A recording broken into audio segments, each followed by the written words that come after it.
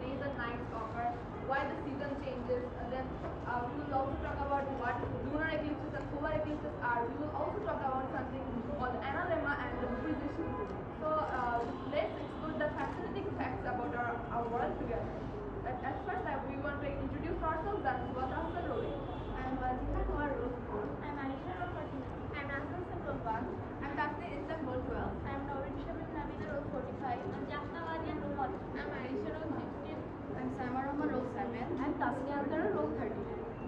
So let's start our presentation. So first, let's get to know how we made the project.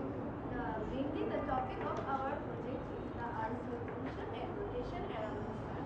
For making the respective project, we used cardboard, balloons, cork sheet, chemical glue, etc. From this project, we can briefly know about how the Earth's rotation and revolution causes day and night, changes of the seasons, solar eclipse, lunar eclipse, etc.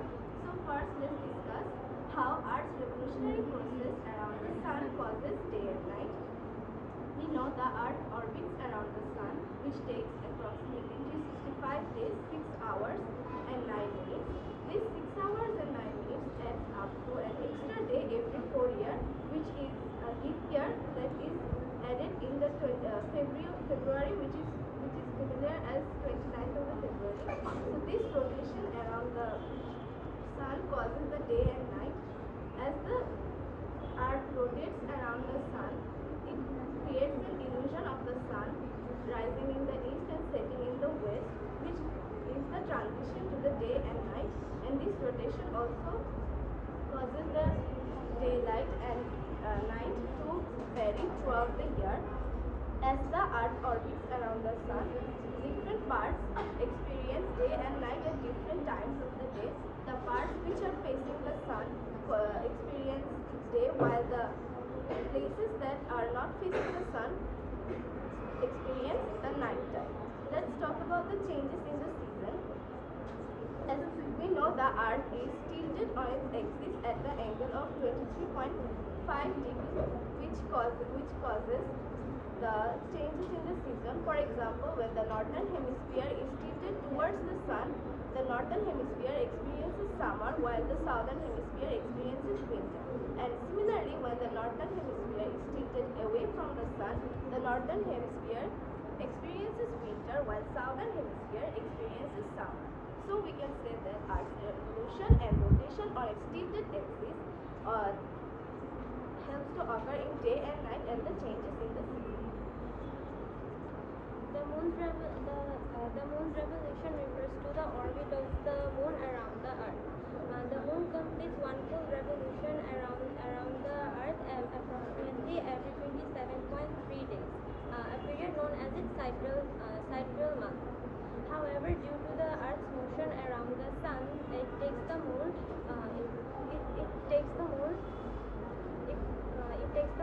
about 29.5 days to return to its position. The moon revolution influences various natural phenomena on the Earth, tides and lunar phases, making it a significant celestial body in our solar system. Now I will tell you something about solar eclipse. The solar eclipse is the incident that happens when the moon is positioned between the earth and the sun, blocking all or some part of the sun's light. For example, if I show it in our project that when the moon comes between the earth and the sun, the shadow of the sun's light reflects on the moon, and then from the moon some shadow falls on the earth's surface. This incident is called solar eclipse. It can be partial, which can block some of the sun's light. It can be total. Based on that, solar eclipse is of 4 types. These are number 1, partial; 2, total; 3, annular; and 4 is hybrid. I will let Tasnia to understand you the 4 types of solar eclipse. Now, as Nanda has explained, there are 4 types of solar eclipses. The first will be the partial solar eclipse. The partial solar eclipse happens when the moon partially obscure the sun's light from reaching the earth. It happens when the moon is passing between the sun and the earth. During this time, the sun may appear as a crescent, or it also may appear that the moon is taking a bite out of the sun. And also, in this type of eclipse, we can see both the umbra and the penumbra. Some upcoming days for seeing this type of eclipse are 29 March 2029, 21st September 2025, and 14 January 2029. The second type of eclipse is total solar eclipse. Total solar eclipse happens when the moon completely blocks the sun's light from reaching the earth. During this time, the corona of the sun is visible, which is not visible in other cases. This happens when the moon is in perihely and all the three celestial bodies are perfectly aligned. The corona is not visible, so it creates unique opportunities for visiting the Earth's corona. And some of the days we can see it is the upcoming date for a total solar eclipse is 8 April 2024. During this time, we will be able to observe the solar eclipse in Niagara Falls, Ohio, Paris, and Arkansas. Now, another thing that is prominent is the umbra that falls on the Earth's surface is not permanent in one place. It moves because the Earth is moving itself. As the Earth moves along its own axis, the umbra also moves with it. The third type of one is annular. Annular solar eclipse is when the moon cannot completely block the sun's it blocks the sun's light from reaching the earth, but cannot block the sun's disk During this time, it appears the sun is a golden ring around the moon. It happens when the moon is at its apogee or near it. The upcoming days for seeing annular eclipse are 2 October 2024, 17 February 2026. We have also seen annular solar eclipse on 14 October 2023. During that time, it had happened in parts of US and Mexico. During that time, a ring of fire was created from Oregon to Texas. It is very rare. Annular solar eclipse is one of the rarer type of the solar eclipses, as it requires the precise alignment of all of the celestial three bodies. The fourth one and the last one is the hybrid solar eclipse. The hybrid solar eclipse is a type of eclipse which can either be a total or annular depending on the observer's location, making it the rarest of all the solar eclipses. The thing is that when the hybrid solar eclipse happens, it can be either it can start as annular, and as it leaves for a period of time, it can turn into a total solar eclipse. Total solar eclipse, and during that time after, and it can turn into a total solar eclipse. So the rest of it is Now I will explain the causes and effects.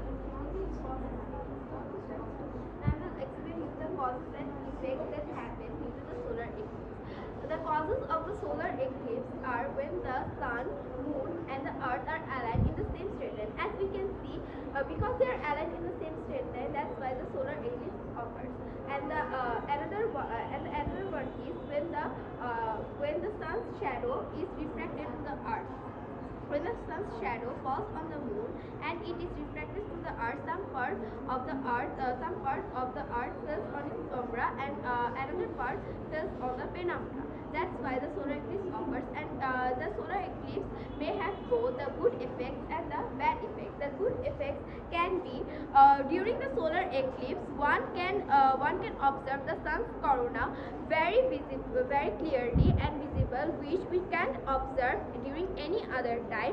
Also, we can know very much about the Earth's upper side, which we also can know during any other time. And its bad effects may be the insects may start making very much noise, the plants start to move, air temperature may slightly decrease in various areas. Also, the birds stop calling. Now, I will let Nabila to understand the Lunar eclipse is an astronomical event that occurs when the moon involves itself into three parts. There are three types of lunar eclipse. Partial lunar eclipse, whole lunar eclipse, and annual lunar eclipse. Partial lunar eclipse, a portion of moon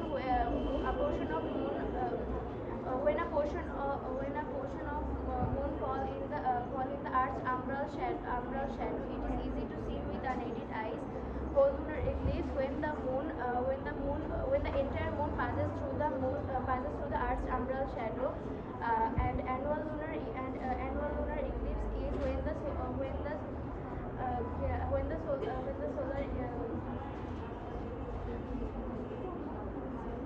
when the solar eclipse passes through between the sun, but it is from the farthest point from the Earth, because moon is the farthest point from the Earth. And now I will tell about climate change.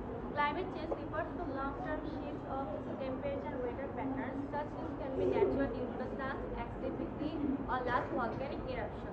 But humans' activity have been the main driver of climate change due to the burning of fossil fuels like oil, coal, and gas. Burning fossil fuels generates greenhouse gas emissions that trapping the sun's heat and raising the temperature.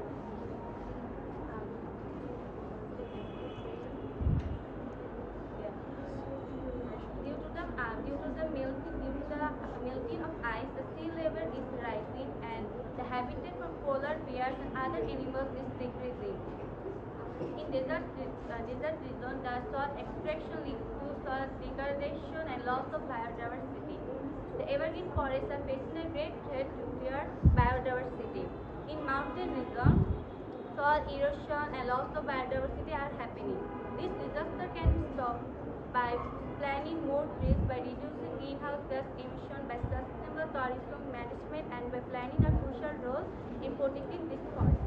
Different places have different weather when the sun is far or close to the Earth during an aphelion or perihelion. This is because how the Earth moves around the sun. Some places get more sunlight, making them hotter, while others get less, making them cooler. Places in the middle of the Earth do not see bigger changes in the weather, but places at the top and bottom of the Earth see major differences in the weather. Now let's talk about the position of the sun and the position of the sun and the moon. The position of the sun changes. The position of the sun is a function of both the time and the geographical location of observation of Earth's surface. The position of the sun changes throughout the day. Position of the Earth changes. Position of the sun and moon. The position of the sun rises in the east, then it starts to move in the western horizon, and then finally in the evening it sets in the west. Now let's talk about the position of the moon. The position of the moon also changes throughout the night. It has different phases, and the moon's phases may also vary. The moon's position may also vary for its different phases, like full moon, crescent, etc. Now let us know about the position of the Earth. The Earth is the third planet from the Sun in the solar system, and the only known planet, an until known planet that supports life. It has one natural satellite, that is Moon, that orbits around it. The Earth has a diameter of 12,742 light kilometers and completes one orbit around the Sun, roughly taking 365 days, 5 hours, 48 minutes, and 47 seconds, defining a year. The average distance between the Earth and the Moon is 147 million light kilometers, but this distance may vary throughout the year due to Earth's elliptical orbit. Now let's talk about the penumbra. When an object partially covers the source of light and creates a shadow, but the other part of the source of light falls on the shadow and partially illuminates it, that phenomenon is known as penumbra. Now the penumbra is partially dark, and it stays a longer time than the umbra. Now, I will explain about umbra. Umbra is the Latin word for shadow. In context of eclipse, umbra is that region of space where the light source is blocked by an occluding body. During solar eclipses, the moon's umbra is casted on Earth. The umbra shadow is darker and covers a smaller area than the moon's shadow, than the penumbra. Now I will tell about the analemma. The periodic position of the sun in the sky at different times of the year is known as analemma. So we can easily understand that when we observe the sun at a certain time in one day, but if we observe the sun in that same place on another day, the sun will not be in the exact place. That means the sun changes its positions day by day. This is analemma. Analemma is a fascinating subject, but why does the analemma occurs? There is two causes. There are two causes because which the analemma occurs. The first cause is due to the Earth's elliptical orbit. We all know that the Earth orbits around the Sun in an elliptical orbit. In an elliptical orbit that is not fully circular, rather it's more than elliptical. So if the Earth would orbit around the Sun in an circular orbit rather than an elliptical orbit, then the analemma would be a vertical straight line. Sorry, I made a mistake. If the Earth orbit around the Sun in an elliptical orbit, then the both loops of the analemma would be equal. Now, now the second cause is the Earth still around the Sun. The Earth is tilted on its axis in 23.5 degree around the Sun. So it is not fully upright. If the Earth would be upright instead of being tilted at 23.5 degree around the Sun, then the analemma would be a straight line. Now, the cultural definition.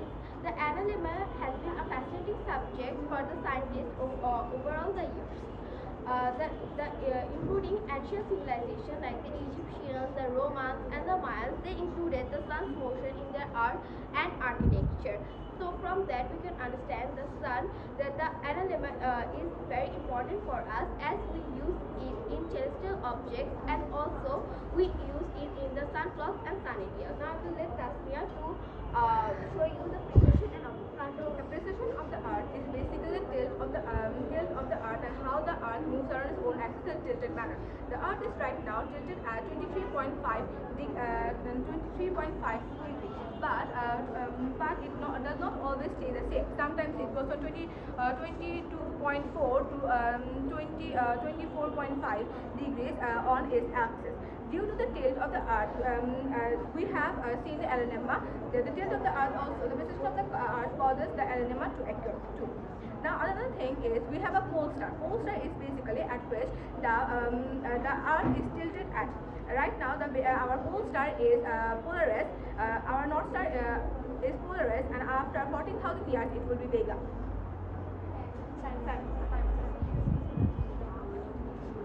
Now we will know about the change in orbit and axis of the Earth. The rotation of Earth on its own axis is known as diurnal motion, and the rotation of the Earth around the Sun is called annual motion. The imaginary line along the North Pole to the South Pole is known as Earth axis. This is known as the axis. This axis is inclined at an angle of 23.5 degrees. The Earth with this tilt axis travels around the Sun in an elliptical orbit rather than circular.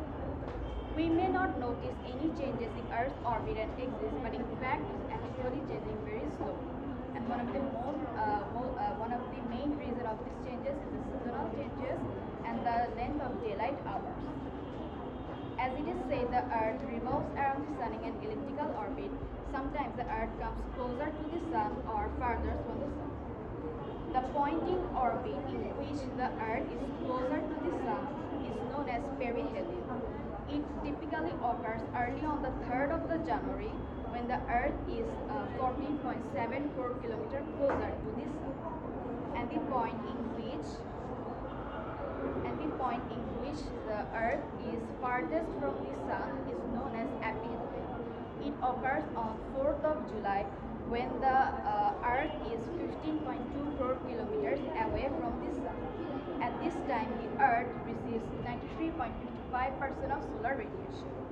When Earth is in perihelion, that is closer to the Sun, it receives 7% more solar radiation than aphelion, that is farthest from the Sun.